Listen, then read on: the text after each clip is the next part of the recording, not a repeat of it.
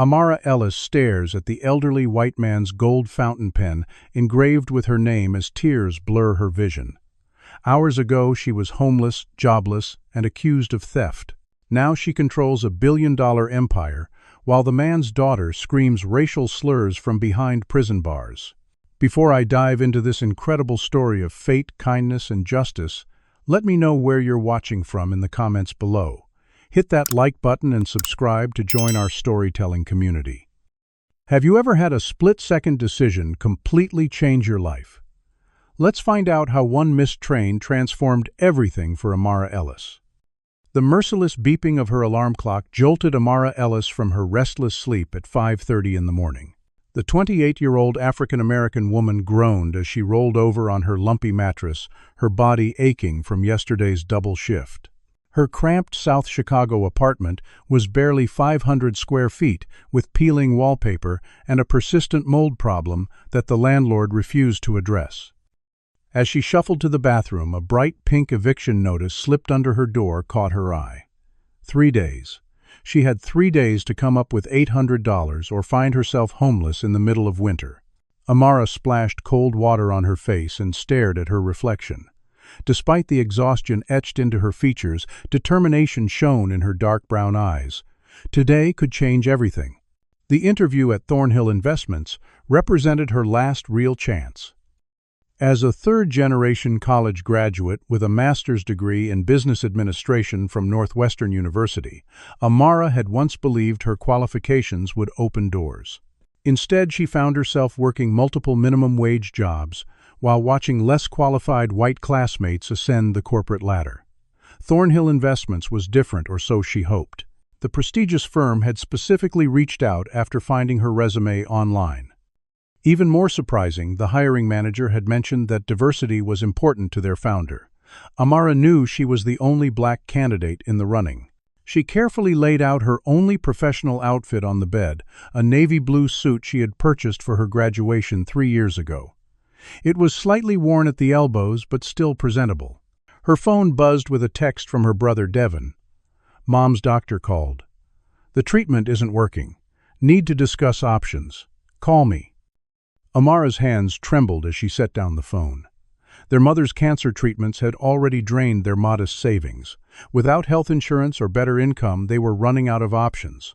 This interview wasn't just about her career anymore. It was about her family's survival. As she left the building, Mrs. Harrington from apartment 3B muttered loudly to her husband, "There goes another one who thinks she's too good for this neighborhood. Probably got that suit from a charity." Amara pretended not to hear, but the words stung nonetheless. She had worked nights and weekends for months to afford that suit. The bus to the train station was unusually crowded that morning. Amara checked her watch nervously as traffic slowed to a crawl. The driver finally announced that there was mechanical trouble and everyone needed to disembark. Panic rose in Amara's chest as she consulted her phone for an alternative route. The nearest station was 15 blocks away. She would have to run. Her professional pumps were not made for jogging, and by the time she reached the security checkpoint at the station, her feet were screaming in protest. The white security guard looked at her suspiciously as she tried to catch her breath. "In a hurry, are we?" he asked, taking his time to examine her ID and bag. "I have a job interview," Amara explained, trying to keep the desperation from her voice. "Sure you do," he replied, with a smirk deliberately slow as he checked every compartment of her purse. 3 white businessmen breezed through the checkpoint without so much as a glance at their bags. By the time Amara cleared security, she had just 5 minutes to reach the platform. She ran through the crowded station, ignoring the stares and whispers. As she reached the platform, she saw her train approaching. Relief flooded through her. Despite everything, she would make it on time. She would get this job. She would save her mother. She would finally prove that all her hard work and sacrifice had been worth something. The train slowed as it approached the platform, and Amara allowed herself a small smile. Perhaps her luck was finally changing. The train doors slid open with a mechanical hiss as passengers began filing in and out. Amara adjusted the strap of her purse, ready to board, when a commotion to her right caught her attention. An elderly white man in an expensive-looking suit had collapsed onto the hard concrete of the platform.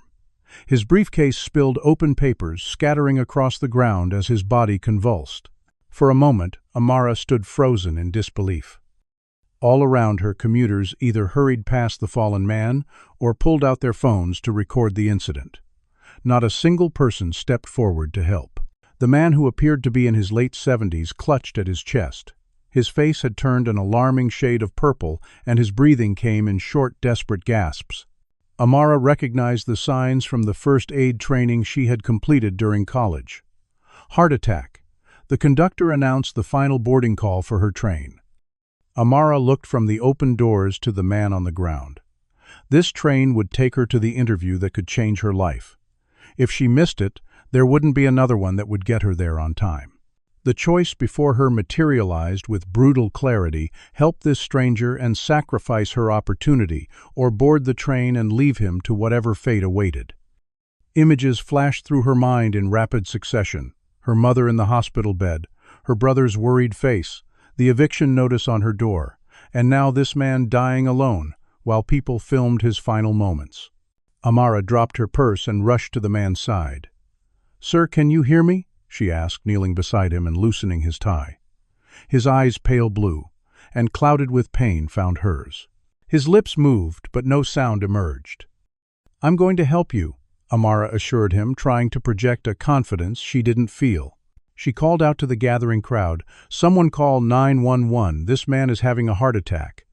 A few people finally lowered their phones, but most continued recording.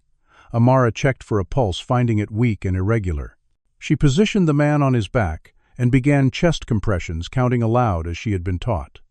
Behind her, she heard the train doors close. The sound was like a physical blow. There went her interview, her job prospect, her chance to pay rent and help her mother. But as she continued compressions, she knew she couldn't have made any other choice. Sweat beaded on her forehead as she worked to keep blood flowing to the man's vital organs. After what seemed like an eternity but was probably only minutes, paramedics pushed through the crowd. "How long has he been down?" one asked as they took over. "About 5 minutes," Amara replied, stepping back on shaky legs. "I've been doing CPR the whole time." The paramedic nodded approvingly. "You probably saved his life." Not many people would have stepped in like that. As they loaded the man onto a stretcher, his eyes fluttered open. He reached out a trembling hand and caught Amara's wrist. "Thank you," he whispered before his eyes closed again. The paramedics rushed him away, leaving Amara standing alone on the platform, surrounded by strangers who were already returning to their phones and conversations as if nothing had happened. Reality came crashing back. She had missed her train and her interview. Desperate, she pulled out her phone and called the number for Thornhill Investments. "This is Rebecca Winters. How may I help you?" answered a crisp, professional voice. "Hello, my name is Amara Ellis. I had an interview scheduled for 9:30 today, but there was an emergency at the train station. A man had a heart attack, and I stayed to help. I was wondering if we could possibly reschedule." There was a long pause. "Miss Ellis, we have several highly qualified candidates. While your situation is, unfortunate punctuality is a value we take seriously at Thornhill." The condescension in the woman's voice was unmistakable. "I understand, but this was truly an emergency. I believe I saved this man's life." Amara fought to keep her voice steady. "We can reschedule you for next week, but I should warn you that we'll likely have made our decision by then. I'll put you down for Wednesday at 10, but don't get your hopes up." The call ended before Amara could respond. She stumbled to the nearest bathroom and locked herself in a stall. Only then did she allow the tears to fall. She had done the right thing, the human thing, and it had cost her everything. After washing her face, Amara made her way home, each step heavier than the last. As she approached her building, the bright pink eviction notice still visible on her door, she wondered how she would tell Devon that she had no solution, no hope to offer. Their mother would continue to deteriorate without the treatments they couldn't afford, and soon Amara wouldn't even have a roof over her head. All because she had chosen to be a good Samaritan. As she climbed the stairs to her apartment, Amara couldn't bring herself to regret her decision. That man was someone's father, someone's grandfather. His life mattered, but so did hers, and now she had to figure out how to put the pieces back together. The viral video appeared on social media just hours after Amara returned home. Someone had captured the entire incident at the train station from the moment the elderly man collapsed to when the paramedics took him away. Under normal circumstances, this might have been a heartwarming story of heroism, but the internet had other ideas. The caption beneath the most widely shared version read, "Watch this black woman help. Rich old white man then rifle through his pockets." Waiting for the mainstream media to ignore this one.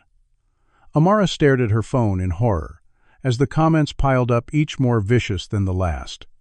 Typical, wrote one user, saw an opportunity and took it. Another commented, she was probably the one who caused his heart attack in the first place. The video had been deceptively edited, showing Amara adjusting the man's position for CPR, but cutting away before showing the actual life-saving procedure. Instead, it cut to her picking up her own purse from the ground, making it appear as though she had taken something from him. By evening, local news stations were running the story. Amara's name hadn't been released yet, but it was only a matter of time. The knock on her door came at 7:15 the next morning. 2 police officers stood in the hallway, their expressions grim. Amara Ellis, the taller one, asked. "Yes, that's me," she replied, her mouth suddenly dry. "We'd like to ask you some questions about an incident at the train station yesterday morning. May we come in?" They didn't wait for her response before stepping into her tiny apartment, their presence immediately filling the space. "We've received a complaint from Miranda Thornhill regarding her father, Gerald Thornhill. She claims you stole his wallet while pretending to render aid." The officer's tone suggested he had already reached his conclusion about her guilt. "What? No. I performed CPR on a man who was having a heart attack. I saved his life," Amara protested. The second officer, a woman with cold eyes, smiled without warmth. "Miss WWWW. Thornhill has provided us with video evidence that suggests otherwise. Gerald Thornhill is one of the wealthiest men in this city. His wallet contained several $1,000s and irreplaceable family photos." "I didn't take anything from him," Amara insisted. "The video is edited. Ask the paramedics who were there. They saw everything." "We're investigating all angles," the male officer replied, though his tone suggested otherwise. "We'll need you to come down to the station for further questioning." The interrogation lasted 6 hours. They asked the same questions repeatedly, as if hoping she would slip up and confess. They showed her the doctored video dozens of times. Meanwhile, the story had exploded online and in the media. By the time Amara was released, her name and face were everywhere. Outside the police station, a small crowd had gathered. Some held signs supporting her, but others hurled insults as she rushed to the car where Devin waited. "Don't worry about those people," her brother said, as he pulled away from the curb. "Anyone who knows you wouldn't steal from anyone. But the damage was already done." When Amara arrived at the diner for her afternoon shift, her manager called her into the back office. "I'm sorry, Amara, but we have to let you go," he said, avoiding eye contact. "Customers are threatening to boycott if we keep you on. We're a small business. We can't afford that kind of hit." Similar conversations followed at her other jobs. Within 48 hours of helping Gerald Thornhill, Amara had lost all sources of income. Her former professor doctor, Elaine Bennett, offered her temporary housing after the eviction went through. "This will blow over, Dr. Spemet," Bennett assured her, though neither of them truly believed it. The worst news came from Devin. "Mom's doctor says she needs a specialized treatment. Insurance won't cover it, and it costs $30,000. He looked exhausted with dark circles under his eyes. "I've tried everything, Amara. Every bank, every loan program. No one will help us." Would you have stopped to help if you were in Amara's situation? Comment number 1, if you would risk everything to save a stranger's life, or number 2, if you believe self-preservation should come first. Don't forget to like this video and subscribe to hear more incredible true stories of courage and injustice. How far would you go to clear your name after being falsely accused? The answer might surprise you when we see what happened next in Amara's extraordinary journey. Desperate and out of options, Amara applied for dozens of positions, even those far below her qualifications. Each time the interview would seem to go well, until the inevitable question, "Aren't you the woman from that video?" The accusation followed her like a shadow impossible to escape. Then on a rainy Tuesday afternoon, a certified letter arrived at Dr. Bennett's home. It was from Caldwell and Winters law firm, one of the most prestigious in the city. The letter was brief and cryptic, requesting Amara's presence at their downtown office the following morning to discuss a matter of mutual interest. Amara showed the letter to Dr. Bennett, who frowned. "It could be another lawsuit. Miranda Thornhill might be planning to sue you for emotional distress or some other trumped-up charge." "Or it could be help," Amara said, though she didn't dare hope too much. "Either way, I need to know what they want." That night, Amara barely slept. Whether this mysterious meeting represented a new threat or an unexpected lifeline, she knew that tomorrow would change the trajectory of her already derailed life once again. Caldwell and Winters law firm occupied the top 3 floors of a gleaming skyscraper in downtown Chicago. Amara felt distinctly out of place as she stepped off the elevator into the marble-floored reception area. She had worn her interview suit, now slightly wrinkled from being packed hastily during her eviction. The receptionist, a young white woman with perfectly styled blonde hair, looked up with a practiced smile that quickly faltered as she took in Amara's appearance. "Can I help you?" she asked, her tone suggesting Amara had wandered in by mistake. "I have an appointment," Amara replied, straightening her shoulders. "Amara Ellis, to see Mr. Winters." The receptionist's eyebrows rose slightly. "You're Amara Ellis." She picked up her phone and spoke in a hushed voice. "The delivery person is here to see Mr. Winters." She frowned at whatever response she received, then looked back at Amara with poorly concealed suspicion. "Please have a seat. Someone will be with you shortly." Amara sat rigidly in one of the plush leather chairs, acutely aware of the stares from staff members who passed through the reception area. After 20 minutes, a tall, distinguished man with salt and pepper hair approached. "Miss Ellis Lawrence Winters, please come with me." He led her through a series of corridors to a spacious corner office with floor-to-ceiling windows overlooking the city. "Thank you for coming," he said, gesturing toward a chair across from his imposing desk. "I represent Gerald Thornhill and his interests." Amara's heart sank. This was about the theft accusation after all. Mr. Descamara's heart. "Winters, I didn't steal anything from Mr. Thornhill. I was trying to help him." Winters held up a hand. "I'm aware of the circumstances, Miss Ellis. More aware than you might think. Do you know who Gerald Thornhill is?"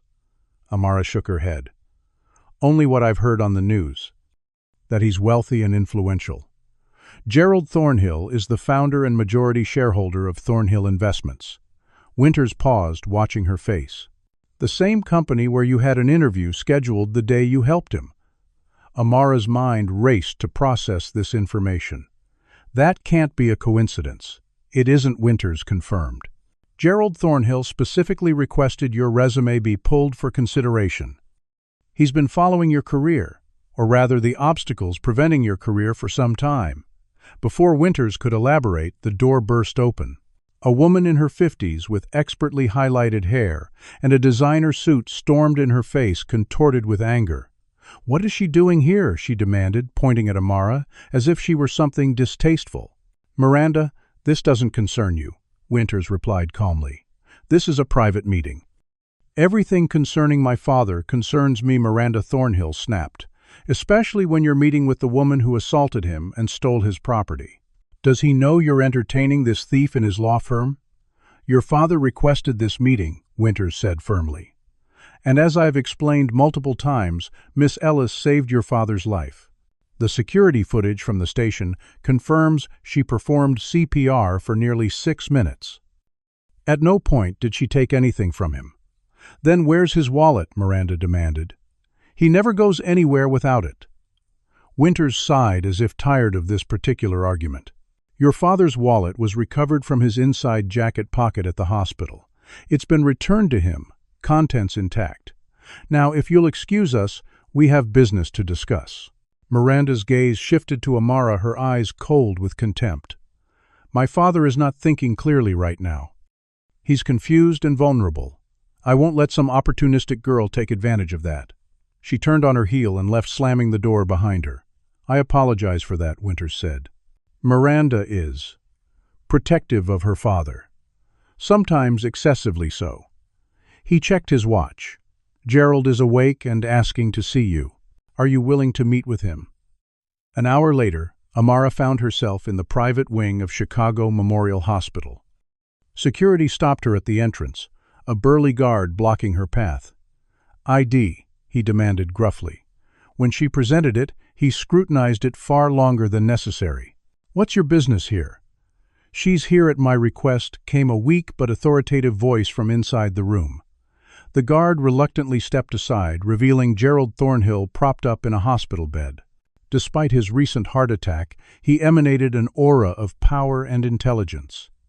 His piercing blue eyes, so clouded with pain when Amara had last seen them, now regarded her with keen interest. "Miss Ellis," he said, extending a hand, "I've been looking forward to meeting you properly. Please come in." Miranda stood by the window, her arms crossed defensively. "Father, you need rest. This can wait." Gerald ignored his daughter. "You saved my life," he said to Amara. "The doctors confirmed it. Without your immediate intervention, I would have suffered permanent brain damage, if not death." "Anyone would have done the same," Amara replied. Gerald shook his head. "But they didn't. You were the only one who stepped forward. And it cost you dearly from what I understand." He gestured to a small stack of newspapers on his bedside table. "You've been following me?" Amara asked, confused. Gerald smiled. "For years. Your academic achievements, your community service, your struggles in a system designed to hold you back." He reached for one of the papers, showing her a small article about her graduate school honors. Another clipping showed her receiving a Community Leadership Award. "I don't understand," Amara said. "Why would you be interested in me?" Gerald glanced at Miranda, who had moved closer, listening intently. "Perhaps we should discuss this privately."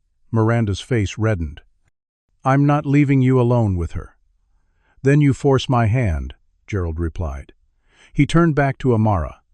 "Miss Ellis, are you familiar with the name William Ellis?" The name hit Amara like a physical blow. "My grandfather." "A brilliant man," Gerald said softly. "He worked as a janitor at City College while pursuing his degree at night. He had 3 young children and a wife to support, but he was determined to create a better future for them." "How do you know about my grandfather?" Amara asked, her voice barely above a whisper. "Because 30 years ago my driver struck him with my car," Gerald answered, his eyes never leaving hers. "It was late. William was crossing the street after his night class. My driver was going too fast. I was in the back seat, engrossed in paperwork." Miranda made a choking sound. "Father, you can't possibly be serious. Our lawyers settled that case decades ago." "They settled it without my knowledge or consent," Gerald corrected her. "By the time I discovered what had happened, the Ellis family had signed away their rights to further compensation for a pittance. $20,000 for a man's life." Amara struggled to process this revelation. Her father had rarely spoken about how his father died, only that it had been a hit-and-run accident that had devastated the family. "My driver fled the scene," Gerald continued, "but William saw my face through the window. Instead of letting me drive away, he used his last moments to save my life." "What do you mean?" Amara asked. "There was a truck coming. William could see it, but I couldn't. With his last bit of strength, he pounded on my window, warning me. The truck missed us by inches." Gerald's voice grew hoarse with emotion. His last act on this earth was to save a stranger who had just been complicit in his death. Amara felt tears welling in her eyes. "I never knew that part of the story. After I learned what my legal team had done, I vowed to make it right. I established anonymous scholarships for all of William's children and grandchildren. I've followed your career with particular interest, Miss Ellis, because you remind me so much of your grandfather. The same brilliance, the same determination, and now the same selfless courage." Gerald reached for a folder on his nightstand. "The interview at Thornhill Investments wasn't a coincidence. I arranged it after seeing your application rejected 3 times despite your superior qualifications, and now I'd like to offer you a position directly." Miranda stepped forward. "Father, you can't be serious. The board will never approve this. It's clearly emotional manipulation." She performed CPR, which is admirable, but that doesn't qualify her to work at our company. Gerald's expression hardened. The position I'm offering is Executive Vice President of Community Development and Diversity Initiatives. Miss Ellis is eminently qualified with her master's in business and her extensive community work. And the board doesn't need to approve my decisions about my own company. Amara felt as if the room were spinning. Mr. Thornhill, I appreciate the offer, but I don't want charity. This isn't charity, Gerald insisted. This is long overdue justice and recognition of your qualifications. I've watched you face discrimination and rejection for years, when you should have been rising to the top of your field. I'm simply removing the artificial barriers that have been placed in your way. He handed her the folder. Your compensation package should you accept. I think you'll find it fair. Amara opened the folder and nearly gasped at the figure listed. It was more money than she had ever imagined, earning enough to pay for her mother's treatments many times over. I don't know what to say, she whispered. Say yes, Gerald replied. Help me transform my company into what it should be. Honor your grandfather's legacy and help me atone for mine. Amara's first day at Thornhill Investments should have been triumphant. Instead, she found herself relegated to a cramped office in the basement, far from the executive suites where her position supposedly placed her. Her new employee badge read Administrative Assistant rather than Executive Vice President, and the security guard had initially refused to let her pass the lobby. There must be some mistake, the human resources representative had said with thinly veiled contempt when Amara pointed out the discrepancy. Mr. Thornhill has suffered a serious health crisis. His instructions may have been misinterpreted. We've created a transitional position for you until the situation can be clarified. 2 weeks into her employment, Amara had yet to attend a single executive meeting or be introduced to any department heads. Her emails requesting clarification of her role went unanswered. When she tried to visit Gerald in the hospital to discuss the situation, she was informed by hospital staff that Miranda Thornhill had restricted his visitors to family, only citing concern for his recovery. Meanwhile, Miranda had been busy. The day after Gerald had offered Amara the executive position, she had called an emergency board meeting. Lawrence Winters provided Amara with a recording of the proceedings. My father has always been a generous man, Miranda told the board, her voice dripping with false concern. It's one of his most admirable qualities, but his recent health crisis has affected his judgment. This woman performed a basic first aid procedure, and now my father wants to hand her the keys to the kingdom. One board member, a white man in his 60s, had spoken up. Gerald mentioned this appointment to me last month before his heart attack. He's been impressed with her qualifications for some time. Miranda had dismissed this with a wave of her hand. He may have mentioned her as a potential diversity hire for a junior position. That would be reasonable. But an executive vice presidency, with no corporate experience, the woman worked at a diner until last week. This is clearly a case of misplaced gratitude clouding his business acumen. The board had voted to temporarily modify Gerald's directive, placing Amara in an entry-level position until Gerald was well enough to clarify his intentions. That had been the official explanation. The unofficial one came in the form of a note slipped under Amara's office door her third day on the job, Know Your Place. This isn't a charity for ghetto scholarship cases. The systematic sabotage began immediately. Her computer login mysteriously stopped working multiple times a week. Documents she needed disappeared from shared drives. Meeting invitations were sent to incorrect email addresses. When she tried to access the company diversity policies as part of her supposed role, she was told those files were confidential. Through it all, Amara maintained her professionalism. She arrived early, stayed late, and methodically documented every instance of obstruction. She also began to notice patterns within the company that disturbed her deeply. Despite Chicago's diverse population, Thornhill Investments' workforce was overwhelmingly white. The few employees of color were concentrated in support and maintenance roles, with none above middle management. Even more concerning were the investment patterns she discovered while researching the company's portfolio. Thornhill routinely denied funding to businesses in predominantly black neighborhoods, regardless of their profitability or growth potential. One afternoon, a young white man knocked on her office door. "Amara Ellis. I'm James Thornhill, Gerald's grandson." He looked nothing like Gerald or Miranda with his casual dress and relaxed demeanor. "I've been trying to meet you for weeks, but my mother has been running interference." He stepped into her office and closed the door. "I know what's happening, and I want you to know that not everyone in this company agrees with it.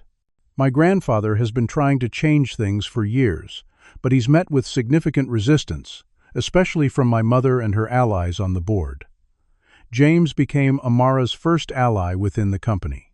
Through him, she connected with a small group of progressive executives who shared Gerald's vision for a more inclusive Thornhill Investments. They met discreetly away from the watchful eyes of Miranda's supporters. "My grandfather is getting stronger," James told her after one such meeting. "The doctors are optimistic about his recovery. Once he's back, things will change." But Miranda wasn't waiting for her father's return. While researching company policies, Amara accidentally accessed a folder of financial records that revealed troubling discrepancies. Large sums had been diverted to shell companies that all traced back to Miranda's personal holdings. It appeared she had been systematically embezzling from the company for years, hiding her tracks with creative accounting. Before Amara could share this discovery with James or Lawrence Winters, Miranda made her move. Amara arrived at work one morning to find security waiting at her desk. "Miss Ellis, we need you to come with us," the head of security said loud enough for the entire floor to hear. "What's this about?" Amara asked, conscious of the stares from her colleagues. "Evidence has been found suggesting you've accessed confidential financial records without authorization. Additionally, large transfers have been traced to an offshore account linked to your computer." Amara felt the blood drain from her face. "That's impossible. I haven't transferred any money or created any accounts." Her protests fell on deaf ears. With the entire office watching, security escorted her from the building. Her badge was confiscated, and her personal items were delivered to her in a cardboard box, like a common criminal. James called her that evening. "It's bad, Amara. They've manufactured evidence, making it look like you were planning to blackmail the company with stolen information. The board has voted to terminate your employment and is considering pressing charges. We both know who's behind this," Amara said, her voice steady despite her racing heart. "Miranda found out I discovered her embezzlement, and she's framing me to cover her tracks." "It gets worse," James continued. "My grandfather had a setback when he heard the news. The doctors have placed him in a medically induced coma to stabilize his condition." Amara felt the weight of despair pressing down on her. Without Gerald's protection, she was vulnerable not just to unemployment, but to criminal charges. Her brief glimpse of a better future had been cruelly snatched away. That night, as she sat in Dr.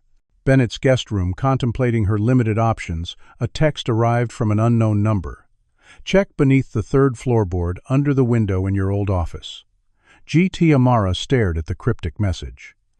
It had to be from Gerald, but how could he have sent it while in a coma? And more importantly, how could she possibly get back into the Thornhill building after being publicly escorted out? As these questions swirled in her mind, another text arrived. "Service entrance. 11 p.m. Security code 1726. Jay will meet you." A spark of hope ignited in Amara's chest. Gerald had apparently anticipated Miranda's betrayal and left something for Amara to find. Whatever it was, it might be her only chance to clear her name and expose the truth. Despite the risks, she knew she had to try. The service entrance to Thornhill Investments was located in a poorly lit alley behind the main building. Amara's heart pounded as she approached the nondescript metal door, constantly glancing over her shoulder for security guards or police. The keypad glowed faintly in the darkness. With trembling fingers, she entered the code 1726. The lock disengaged with a soft click. James was waiting just inside his face, tense with anxiety. "We don't have much time," he whispered, handing her a maintenance worker's uniform. "Put this on. If anyone sees you, keep your head down and avoid eye contact." As they made their way through the service corridors, James explained the situation in hushed tones. Grandfather suspected my mother might try something like this. He's been documenting her activities for years but couldn't move against her without solid proof. But he's in a coma, Amara pointed out. How did he send that text? He didn't, James admitted. He gave me instructions before his surgery. If anything happened to you, I was to help you access what he left behind. They took the service elevator to the basement level where Amara's office was located. The floor was deserted at this hour, lit only by emergency lights that cast long shadows across the empty cubicles. Amara located her former office and knelt beside the window. The carpet pulled back easily, revealing wooden floorboards beneath. The third one was slightly shorter than the others. "There's a gap here," she whispered, working her fingers into the narrow space. The board came loose, revealing a small cavity containing a sealed envelope and a USB drive. "What did my grandfather tell you about this?" she asked James as she retrieved the items. "Only that it contained the truth about Thornhill Investments and that you would know what to do with it." The envelope contained a handwritten letter from Gerald dated 2 days before his heart attack. "My dear Miss Ellis," it began. "If you're reading this, then my fears about Miranda have been realized. She has discovered that I intend to transform the company beginning with your appointment and has moved against us both. What you hold in your hands is evidence of a decades-long pattern of discrimination and corruption within the company I built. I've spent the last 10 years secretly gathering this information, hoping to one day make things right. The drive contains financial records, emails, and board meeting minutes that document Miranda's embezzlement as well as the systematic discrimination that has kept deserving candidates like yourself from advancing. But there is more at stake than one company's policies. On the drive, you'll also find the location of a storage unit containing evidence of industry-wide collusion to maintain the status quo of racial inequality in corporate America. The USB drive was labeled simply Legacy. Amara looked up at James, her mind racing with the implications. "Your grandfather has been working against the board from within." James nodded. "For years. After what happened with your grandfather William, my grandfather Gerald began to see the systemic problems more clearly, but he realized that making small changes wouldn't be enough. He needed to document the entire corrupt system before exposing it. They didn't dare access the drive in the building. Instead, they quickly replaced the floorboard and carpet, then made their way back to the service entrance. As they were about to leave, voices echoed from around the corner. "Increase security sweeps on all floors. Miranda's orders. She thinks the Ellis woman might try to return." James pulled Amara into a supply closet just as 2 security guards passed by. They waited in tense silence until the footsteps faded, then slipped out of the building into the night. The next morning, Amara met James at a small, nondescript cafe 10 miles from Thornhill Investments. There they accessed the contents of the drive using James's laptop. What they found was astounding. Gerald had been methodically documenting not just Miranda's financial crimes, but a pattern of discrimination that spanned decades. Employee evaluations showed black candidates consistently receiving lower scores than their white counterparts with identical qualifications. Internal emails revealed explicit discussions about avoiding certain neighborhoods for investment opportunities. Most damning were recordings of Miranda instructing HR to find reasons to reject diversity candidates who had made it through initial screenings. "My grandfather was building a case," James said, his face pale as they went through the files. "He wasn't just planning to change Thornhill, he was going to expose the entire industry." One file contained a list of names and contact information labeled The Network. James recognized several as Thornhill employees from various departments. "I think these are people my grandfather trusted, people who have been helping him gather evidence." Amara studied the list. "We need to contact them. If they've been working with Gerald, they might be in danger now that Miranda is consolidating power." Over the next 3 days, Amara and James carefully reached out to the individuals on the list. Each meeting confirmed Gerald's underground operation. For years, he had been working with a diverse group of employees who shared his vision for transformation. They had been documenting instances of discrimination, gathering evidence of financial misconduct, and identifying qualified minority candidates who had been unjustly rejected. One of these contacts, Sophia Washington from Legal, provided the key to understanding Gerald's ultimate plan. "Mr. Thornhill was preparing for a complete restructuring, she explained during a clandestine meeting. He was going to transfer controlling interest to a special trust dedicated to creating true equality of opportunity within the company. The trust would have the power to override the board on matters of diversity and investment in underserved communities. And Miranda discovered this plan, Amara asked. Sophia nodded. She found partial documentation about 2 weeks before Gerald's heart attack.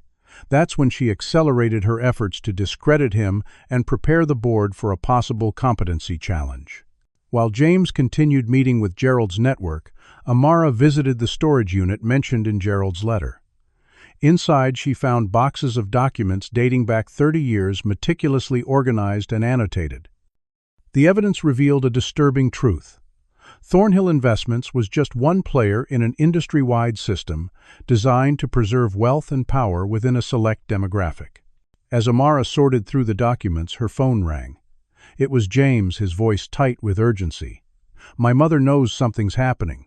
Security just seized my laptop at the office. And someone broke into my apartment last night." "Are you safe?" Amara asked, immediately concerned. "For now. I'm staying with a friend. But there's more. My grandfather's condition has improved.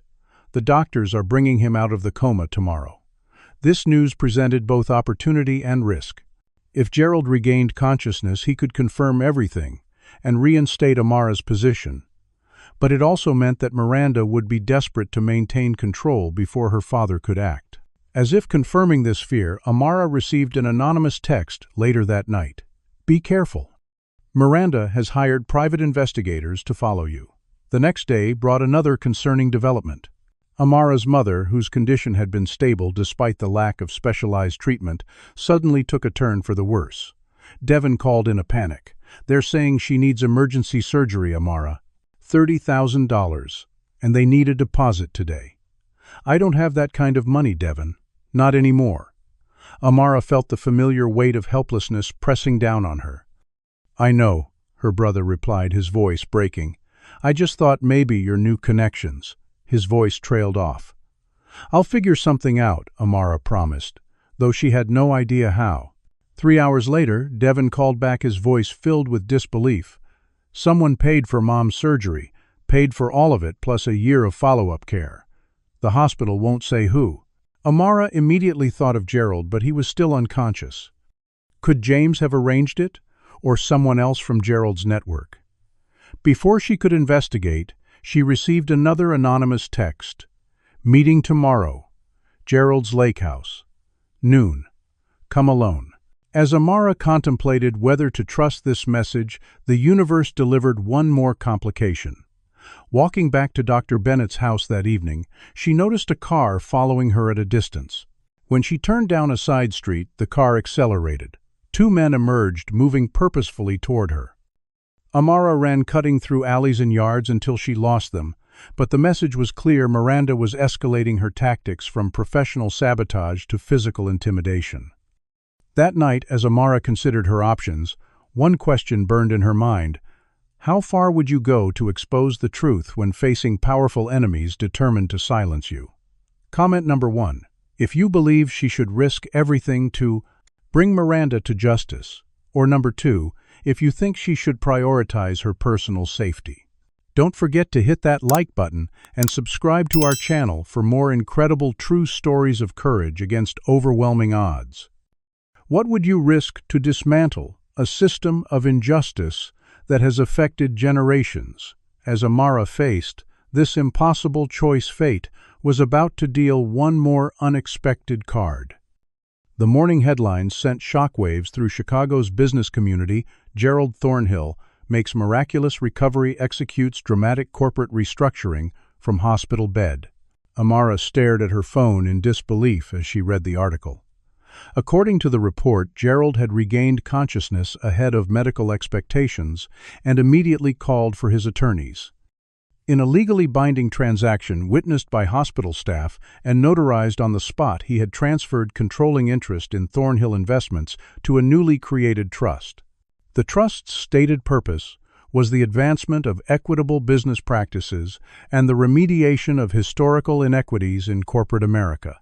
Most shocking of all, Gerald had named Amara Ellis as the trust's executor and primary trustee.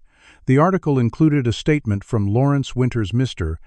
Thornhill has been planning this restructuring for years as part of his legacy. The trust will have the authority to implement comprehensive diversity initiatives and redirect investment strategies toward historically underserved communities. Miranda's response came swiftly and publicly. By mid-morning, she had filed an emergency petition with the courts challenging the transfer of power. Her legal team claimed Gerald was mentally compromised due to medication and manipulation by opportunistic individuals who have taken advantage of his medical vulnerability. The petition specifically named Amara as having undue influence over a confused elderly man with impaired judgment. Amara's phone rang continuously with calls from reporters seeking comment. Dr. Bennett's home became surrounded by news vans and photographers. Through it all, Amara maintained her silence, following Lawrence Winters' advice to let the legal process unfold without public commentary. The preliminary hearing was scheduled for the following week. In the meantime, Amara was legally barred from entering Thornhill headquarters or exercising any authority granted by the trust. The days leading up to the hearing were a nightmare of public scrutiny and private threats. Miranda gave multiple interviews portraying herself as a devoted daughter, protecting her father's legacy from vultures and con artists. Without naming Amara directly, she repeatedly referenced certain individuals with checkered histories who had coincidentally appeared in my father's life just as his health declined. Social media erupted with speculation and vitriol. Hashtags like Justice for Gerald and Trust Thieves trended nationally.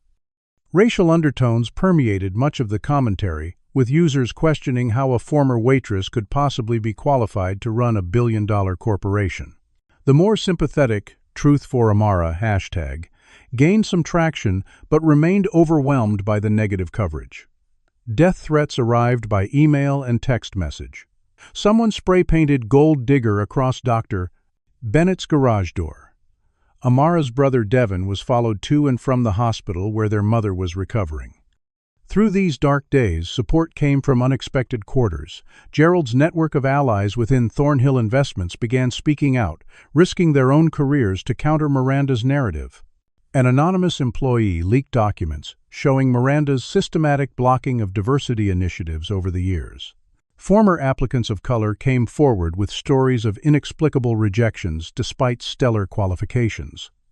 Most surprisingly, several prominent business leaders issued statements supporting Gerald's right to determine his company's future, regardless of their personal feelings about his choices. The morning of the hearing dawned clear and cold. Amara arrived at the courthouse flanked by Lawrence Winters and a team of attorneys. The media presence was overwhelming, with cameras tracking her every move and reporters shouting questions as she climbed the courthouse steps. Inside the courtroom was packed to capacity. Miranda sat at the plaintiff's table, the picture of wounded dignity in a conservative Navy suit, occasionally dabbing at non-existent tears with a monogrammed handkerchief. The judge, an older white woman with a reputation for strict adherence to precedent, called the proceedings to order. Miranda's legal team went first, presenting a carefully crafted narrative of a vulnerable, elderly man being manipulated during a health crisis.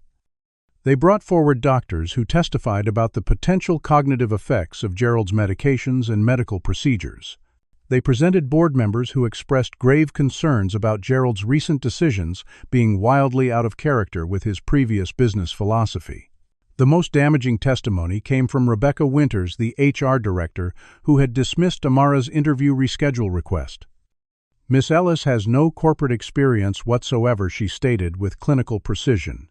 Her resume was rejected multiple times for valid reasons before Mr. Thornhill's unusual intervention.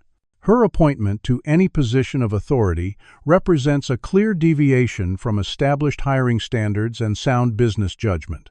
Throughout the morning, Amara maintained her composure, though inwardly she seethed at the distortions and outright lies being presented as fact. When it was finally the defense's turn to present their case, Lawrence Winters called their first witness, James Thornhill. Miranda visibly tensed as her son took the stand. James testified calmly about his grandfather's long-standing concerns regarding the company's direction under Miranda's influence. He described Gerald's years of documentation and his clearly stated intentions well before his heart attack.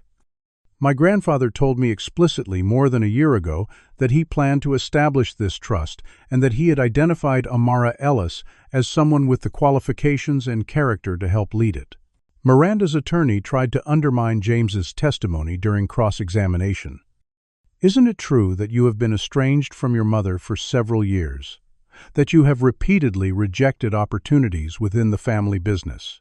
That you harbor resentment toward your mother's success? James remained unflappable. I've disagreed with my mother's business practices and ethical choices. That doesn't constitute estrangement or resentment. It constitutes independent judgment. A murmur ran through the courtroom. The defense then called a series of witnesses who demolished Miranda's narrative piece by piece. Former employees testified about Miranda's discriminatory practices. Financial experts presented evidence of her embezzlement.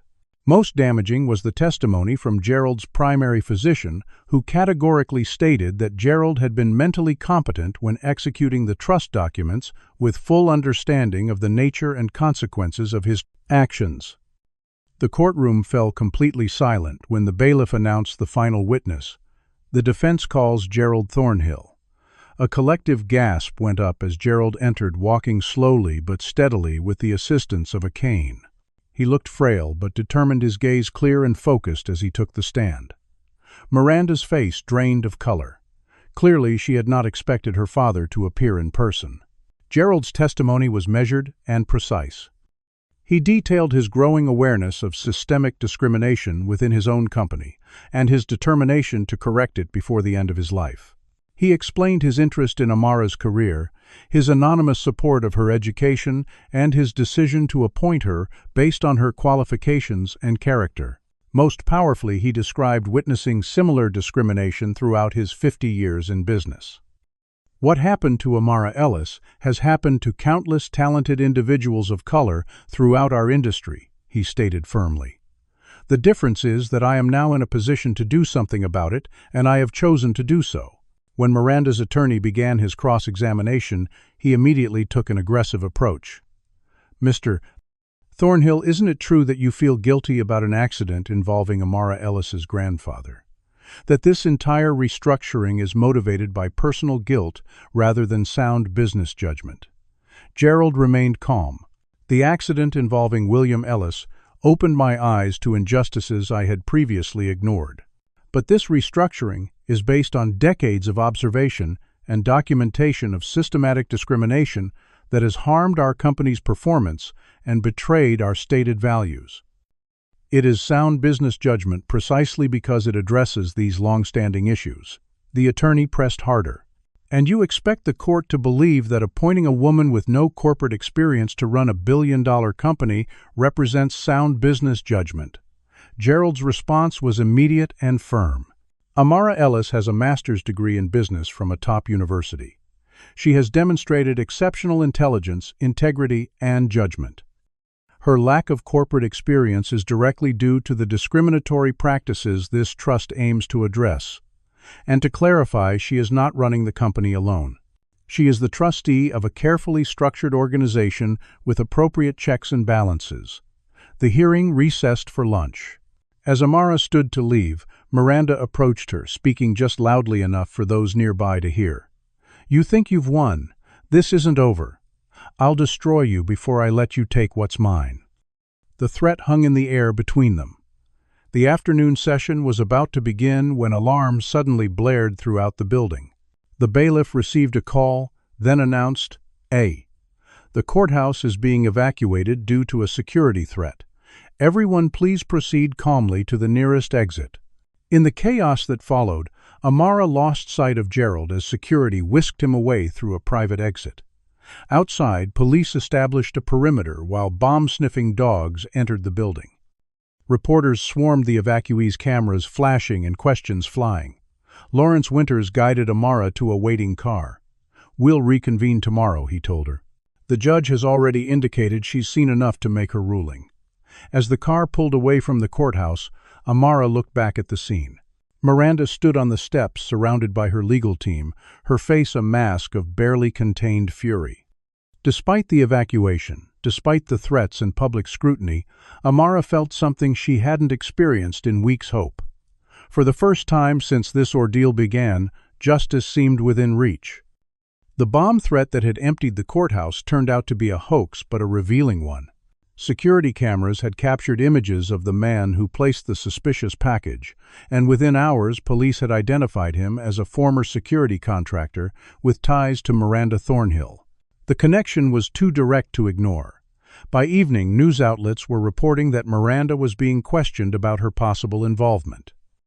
Amara received the update from Lawrence Winters while sitting at Gerald's hospital bedside. The courthouse incident had taxed Gerald's limited strength, and his doctors had insisted on monitoring him overnight. "They're executing search warrants at Miranda's home and office," Lawrence explained. "This could change everything." Gerald's eyes were closed, but a small smile played across his lips. "My daughter always did act rashly when cornered," he murmured. "It may be the only trait she inherited from me." Amara looked at the elderly man with concern. Despite his legal victory and Miranda's increasing desperation, Gerald's health remained precarious. The stress of the confrontation had taken its toll. The cardiac monitors beside his bed showed irregular patterns that caused the nurses to check on him frequently. "You should rest," Amara told him gently. "We can continue this discussion tomorrow." Gerald opened his eyes, fixing her with an intense gaze. "Tomorrow is not guaranteed, Miss Ellis. Not at my age, and especially not after recent events. There are things you need to know while I still have the clarity to share them." He gestured to Lawrence. "Give us the room, please, old friend." Once they were alone, Gerald struggled to sit up straighter. "Miranda was not always as you see her now," he began. "There was a time when she showed promise, compassion even. But wealth and power can corrupt even the best intentions, and Miranda's were never particularly noble to begin with." He paused, gathering his strength. "What I haven't told you, what I haven't told anyone except Lawrence, is the complete truth about my connection to your family. It goes deeper than you know."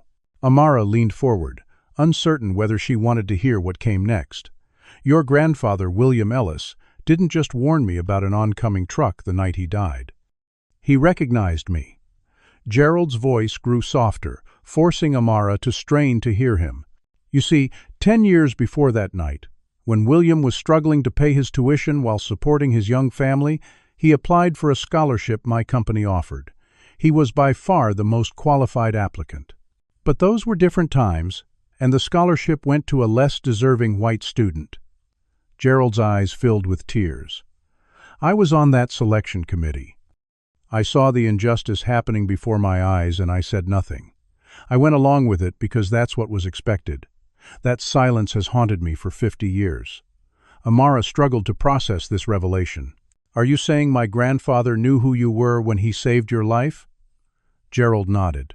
"In his final moments, he looked directly at me through that car window and said, 'I still believe people can change.' Then he warned me about the truck." His last act wasn't just saving a stranger's life, it was offering redemption to someone who had wronged him. The monitor beside the bed beeped as Gerald's heart rate increased. He reached for Amara's hand with surprising strength. "Everything since then has been my attempt to honor that belief. The scholarships for your family, the documentation of discrimination, the trust. All of it was to prove that William Ellis was right about people's capacity for change." Before Amara could respond, the door burst open. Miranda stood in the threshold, her expensive suit replaced by casual clothes, her hair disheveled, her eyes wild. "Security," Amara called out, rising to her feet. But Miranda was already approaching the bed. "What have you done?" she hissed at her father. "The police just left my house. They've frozen my accounts. They're saying I could face criminal charges. All because you couldn't let go of your guilt over some janitor who died decades ago." Gerald regarded his daughter with sadness. "Miranda, please. This isn't helping your situation." "My situation?" Miranda's voice rose hysterically. "My situation is that you've destroyed everything I've worked for, everything I was meant to inherit, and handed it to this." This opportunist. She turned to Amara with undisguised hatred. You think you've won. This isn't over. Not by a long shot. Security finally arrived, taking Miranda firmly by the arms. As they led her away, she continued hurling threats and racial slurs until her voice faded down the corridor. Gerald closed his eyes, his face etched with pain that had nothing to do with his physical condition. I failed her as a father, he whispered. I gave her wealth and position but never taught her the values that should accompany them. The next morning brought news that Miranda had been arrested for conspiracy and financial crimes. The evidence discovered during the searches was apparently overwhelming, including documents directly linking her to the bomb threat and plans to discredit Amara through manufactured evidence. With Miranda in custody and the trust legally established, Amara found herself suddenly thrust into the role Gerald had envisioned for her. The transition was not smooth. Board members resigned in protest. Key executives threatened to leave. The company's stock temporarily dropped as investors reacted to the upheaval. Throughout it all, Amara maintained a clear vision guided by Gerald's documented plans and her own understanding of the changes needed. She assembled a transition team that included members of Gerald's underground network, external diversity experts, and forward-thinking executives willing to embrace change. James proved invaluable, using his family name and insider knowledge to smooth the way with resistant employees and business partners. 3 days after Miranda's arrest, Lawrence Winters arrived at Amara's new office with a sealed envelope. Gerald asked me to give you this. In the event of his death, he explained, his expression grave. Amara's heart sank. Is he? Lawrence nodded. Early this morning, peacefully in his sleep. He asked not to be resuscitated if his heart failed again. Inside the envelope was Gerald's will, along with a personal letter to Amara. The will revealed that Gerald had left her a substantial personal inheritance in addition to her role with the trust. The letter explained his final wishes and contained a small key. The key opens a safe in my home office, Lawrence explained. Gerald said you would understand its significance when you saw the contents. That evening, after the initial shock of Gerald's passing had subsided, Amara visited his mansion. The housekeeper led her to the office, then left her alone with her thoughts. The safe was hidden behind a painting of the Chicago skyline. Inside, Amara found a worn leather journal and a familiar object that made her breath catch, a gold fountain pen with her name engraved on it. A note attached to the pen read, "This was meant for your grandfather. It's finally where it belongs." The journal contained 50 years of Gerald's observations and reflections on race, power, and responsibility. He had documented hundreds of instances of discrimination he had witnessed or been complicit in throughout his career. The final entry was dated the day before his heart attack. Today I met with the board about Amara Ellis's appointment. As expected, there was resistance, particularly from Miranda. They cannot see that this isn't simply about one qualified woman getting the position she deserves. It's about transforming a system that has consistently denied opportunity based on race rather than merit. Tomorrow, I will make the offer official. Miranda will fight it, of course. She sees the company as her birthright rather than a responsibility. But the wheels are in motion now. William Ellis believed people could change. I have tried to prove him right. Now it falls to his granddaughter to continue what neither of us lived long enough to complete. As Amara closed the journal, she felt the weight of this unexpected legacy settling on her shoulders. Gerald Thornhill had spent decades atoning for his role in a system that had harmed countless people like her. Now he had entrusted her with both the resources and the responsibility to create meaningful change. Outside, the mansion reporters had gathered, hoping for a statement about Gerald's death and Miranda's arrest. Amara clutched the gold pen in her pocket as she prepared to face them. Whatever came next would not be easy. The systems Gerald had documented were deeply entrenched and resistant to change, but for the first time, Amara had the position and power to address them directly. As she stepped into the glare of camera lights, the pen felt warm in her hand, a tangible connection between her grandfather's sacrifice, Gerald's redemption, and her own unexpected journey from bystander to catalyst for change. 6 months after Gerald Thornhill's funeral, Amara Ellis stood at the podium in Thornhill Investments' newly renovated conference center. Behind her, a diverse group of executives and community leaders applauded as she unveiled the company's groundbreaking Opportunity Initiative. Today marks not just a new chapter for our company Amara, announced to the assembled crowd and live streaming audience, but a fundamental reimagining of corporate responsibility in America. The initiative represented the culmination of Gerald's vision and Amara's implementation, a comprehensive program allocating $1 billion to investments in minority-owned businesses, educational opportunities in underserved Buyer A.com STSEF, communities and internal corporate reforms designed to eliminate the systemic barriers Gerald had documented for decades. Under Amara's leadership, Thornhill Investments had undergone a remarkable transformation. The executive team, once predominantly white and male, now reflected the diversity of the communities they served. Hiring practices had been completely overhauled with blind initial screenings and standardized evaluations to prevent the biases Gerald had meticulously documented. Most significantly, the company had redirected 30% of its investment portfolio to historically neglected neighborhoods and businesses, generating both social impact and surprising financial returns.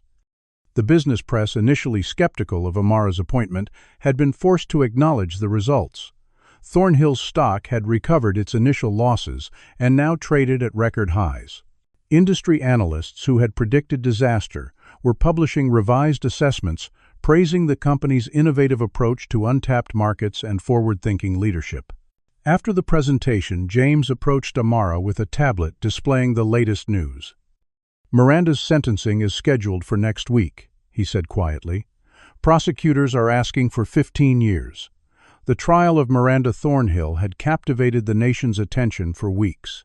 What began as charges related to the courthouse bomb threat had expanded into a comprehensive case encompassing decades of financial fraud, obstruction of justice, and criminal conspiracy.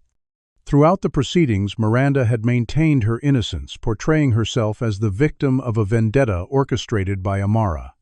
The strategy had backfired spectacularly when Miranda took the stand in her own defense. Under cross-examination, she had unleashed a tirade of racial slurs and threats against Amara that shocked the courtroom and destroyed whatever sympathy the jury might have held for her. "I almost feel sorry for her," Amara admitted, scanning the article. "Almost, but not quite. Not after everything she did." James nodded in understanding. "My mother made her choices, just as my grandfather made his, and you made yours at that train station." Later that afternoon, Amara visited the cemetery where Gerald was buried. It had become something of a ritual for her, a quiet moment of reflection amid the whirlwind of her new responsibilities. She placed fresh flowers beside the simple headstone, then sat on the nearby bench. "We're making progress," she said aloud, as if Gerald could hear her. "The Scholarship Foundation launched last week. 20 students from South Chicago will receive full rides to college next fall." The Thornhill Ellis Educational Foundation had been Amara's personal priority, funded by the inheritance Gerald had left her. Named for both families, it represented the convergence of their shared legacy. As she sat in the peaceful cemetery, Amara reflected on the remarkable journey of the past year. From performing CPR on a stranger to running a billion-dollar corporation, from facing homelessness to creating housing opportunities for others, from being falsely accused to bringing true justice to light. Most significantly, she had gained access to the complete archive Gerald had maintained throughout his career. The documentation was extraordinary in its scope and detail. Gerald had recorded boardroom conversations where executives openly discussed avoiding certain demographics. He had preserved emails and memos outlining strategies to maintain the status quo while creating the appearance of progress. He had compiled statistical analyses demonstrating the systemic nature of the discrimination. This evidence had proved invaluable in driving change not just within Thornhill Investments but throughout the industry. Companies that had initially resisted Amara's initiatives began adopting similar policies when faced with the possibility that their own practices might be exposed. Industry associations that had once paid lip service to diversity now implemented meaningful benchmarks and accountability measures. Legislators who had received copies of Gerald's documentation were drafting bills to address corporate discrimination more effectively. On a personal level, the transformation had been equally profound. Amara's mother had fully recovered following the surgery mysteriously paid for the day before Gerald regained consciousness. Devon had accepted a position within the Thornhill Ellis Foundation, helping to identify promising students from disadvantaged backgrounds. Family members who had drifted apart due to financial pressures reunited around the dinner table Amara could now afford to provide. As the sun began to set over the cemetery, Amara's phone buzzed with a calendar reminder. She was scheduled to testify before a congressional committee the following morning about corporate diversity initiatives and their economic impact. The gold fountain pen Gerald had left her would be in her jacket pocket, as it was for every significant moment in her new role. Walking back to her car, Amara passed a small memorial garden where another familiar name appeared on a bench dedication plaque, William Ellis. Gerald had established the memorial years earlier, another quiet attempt at atonement that few had understood at the time. Amara ran her fingers across her grandfather's name, feeling the connection across generations. The following week, as Miranda Thornhill was led away to begin serving her 12-year sentence for financial crimes and conspiracy, Amara sat in her office at Thornhill Tower. The space had once been Gerald's, though she had redesigned it to reflect her own vision. Two photographs now held places of honor on the wall behind her desk, Gerald Thornhill and William Ellis, the unlikely architects of her destiny. Between them hung a framed copy of the legislation she had helped craft and had signed into law using Gerald's gold pen just hours earlier. The Corporate Accountability and Diversity Act would extend the reforms pioneered at Thornhill Investments to companies nationwide. As she prepared for her next meeting, Amara's assistant announced the arrival of a special visitor, a newborn baby girl, accompanied by her beaming parents, Devon and his wife, Sophia. "Meet your niece," Devon said proudly, placing the tiny bundle in Amara's arms. Geraldine Willow Ellis, named for the two men who made all this possible. Amara gazed down at the sleeping infant, marveling at how a missed train and an act of kindness had set in motion events that would shape not just her own life but generations to come. The baby's tiny hand wrapped around her finger with surprising strength, a reminder that legacies continued through connections both chosen and unexpected. Outside her office window, the Chicago skyline stretched toward the horizon, a landscape of possibilities that now included people previously excluded from its promise. A single moment of compassion on a train platform had rippled outward, transforming lives, institutions, and perhaps in some small way the future itself. Have you ever experienced a moment where kindness completely changed the course of your life? How would you have handled the challenges Amara faced? Comment below with your thoughts and experiences. If this story of courage, justice, and transformation moved you, please hit the like button and subscribe to our channel for more inspiring true stories. Share this video with someone who needs a reminder that a single act of kindness can create waves of change. Thank you for joining us on this journey, from discrimination to triumph, from injustice to healing. Remember, in a world where you can be anything, be kind. You never know how your actions might transform not just a life, but an entire system. Amara's journey reminds us that courage in the face of injustice can transform not just individual lives, but entire systems. When she chose compassion over self-interest at that critical moment on the train platform, she couldn't have known how profoundly that single act would reshape her destiny. Her story teaches us that doing what's right may initially seem costly, but moral choices often create unexpected pathways to justice. The story also illuminates how systemic discrimination operates, not just through overt racism, but through subtle institutional barriers that preserve inequality. Gerald's decades-long documentation reveals how power structures maintain themselves through policies that appear neutral but disproportionately harm marginalized communities. Perhaps most powerfully, this narrative demonstrates that meaningful change requires both outside pressure and inside action. Amara needed Gerald's position and resources, while Gerald needed Amara's perspective and determination. True transformation happens when privilege is leveraged to dismantle the very systems that created it. Finally, the story speaks to redemption and legacy. Gerald couldn't undo his past complicity, but he could dedicate his remaining years to creating a more just future. Our mistakes don't define us, if we commit ourselves to making amends and changing the structures that enable harm. In a world that often rewards self-interest, Amara chose compassion. In doing so, she didn't just save a life, she catalyzed a movement. Has there been a moment in your life where choosing kindness seemed to cost you everything only to lead to unexpected blessings later? Or have you witnessed discrimination in your workplace or community that needed someone brave enough to challenge it? Share your experiences in the comments below. Your story could inspire others facing similar challenges.